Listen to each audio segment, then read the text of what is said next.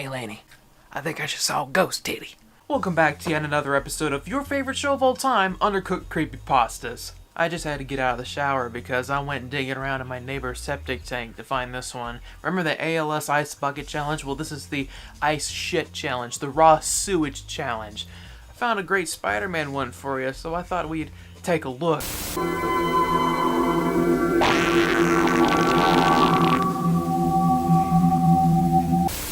Okay, let's get this show on the road, shall we? I always loved comics, especially superhero comics. Like a lot of people, I grew up reading Superman, Batman, Captain America, all that good stuff. But my absolute favorite was Spider-Man. So it's no surprise that I grew up to work at a comic book store. But that's not important. You want to know about the story. Well, one day after work, I stopped off at this little run-down toy store. The guy that ran the place looked about nonchalantly, almost as if I wasn't there. I looked around. There were a few nice collectibles on the shelves, but what really caught my eye was a strange action figure. It was a Spider-Man action figure, but unlike any I'd ever seen. It was all red, its webbing patterns were disorganized, the spider was crooked and looked like a real spider. Also, the lenses appeared to be broken.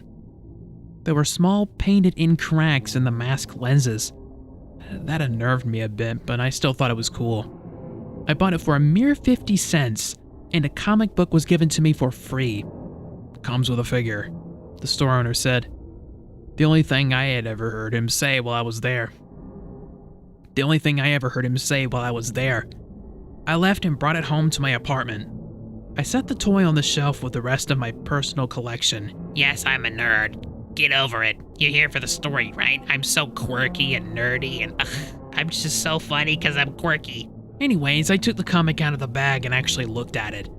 It was creepy to say the least. It looked like an homage to the Amazing Fantasy issue 15, Spider-Man's first appearance.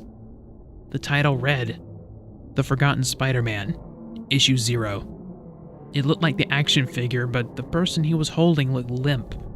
His head at an unnatural angle, his eyes closed.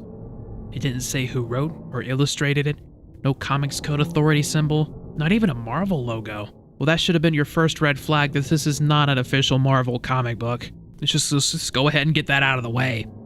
It started with Peter Parker, as per expectation, attending the radioactivity demonstration. I began to feel nostalgic as my eyes scanned the panels.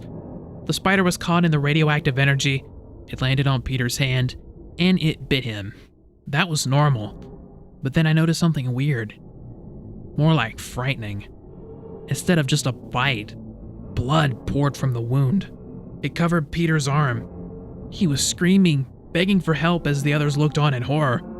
His body became covered in red, reminiscent of the Carnage symbiote, and strange black cords ripped from his wrists and ankles, wrapping into the disorganized web pattern that I'd seen on the toy. The spider that bit Peter crawled onto his chest and became a part of his body. A scientist reached out to Peter, but Peter lashed out and attacked him, strangling the others with black webbing in a mindless rampage. Suddenly, I forgot that I was a 25-year-old man, and I, like a frightened child, whispered, Spider-Man? I continued reading. Spider-Man, if I could call him that, started brutally murdering people. The blood on the page was such a deep shade of red.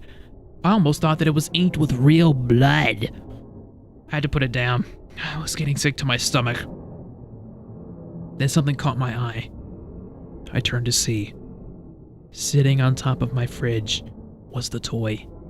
It was crouched in the trademark Spider-Man pose. It was freaky. I had to put it on my shelf, standing straight up.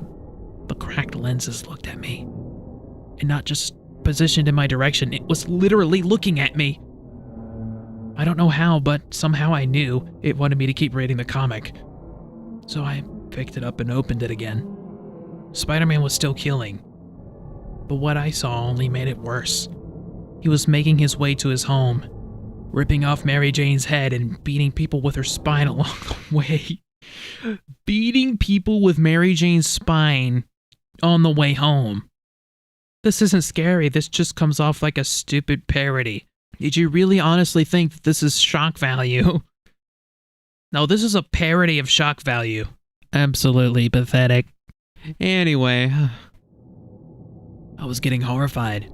And then, in a full splash panel, he had reached his house.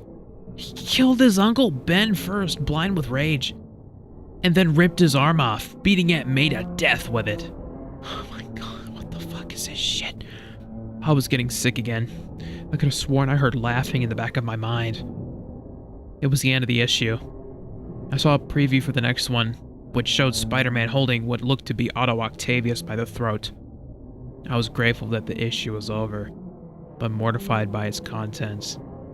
I turned to look at the Spider-Man toy. It was gone. Then I felt the issue slip away. In a fraction of a second, the toy was gone, taking the comic with it. Reading bootleg Spider-Man comic book at 3 a.m. OMG, my Spider-Man toy came to life. I sighed with relief, until a voice spoke in mind, in a cruel, mocking tone. Till next time, true believers. It's been a month since this happened.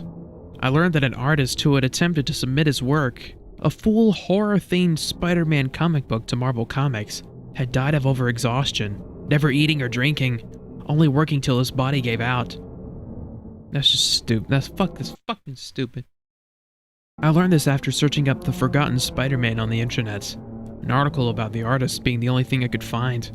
There was an image of the artist's desk included in the article, showing an unfinished cover of the comic book I had read. I was still traumatized by the events of that day, but I couldn't help feeling bad for this artist, as all he wanted was someone to appreciate his work. Now I suppose that I'm that person, because I got this in my mail today, sent in an envelope with no return address.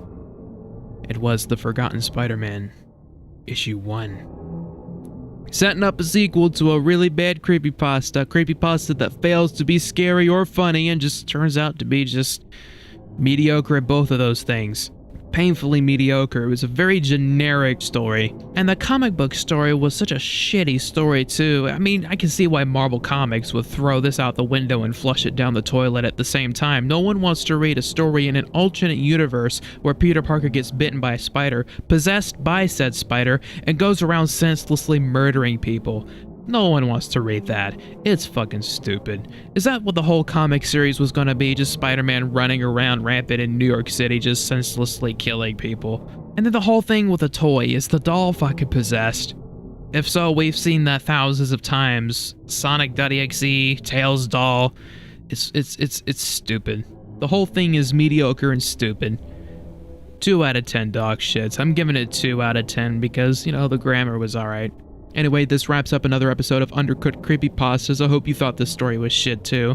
If you enjoyed this video, please hit the like button and subscribe. It helps me out all the time. This has been uTonical, and I'm signing out. See you next time.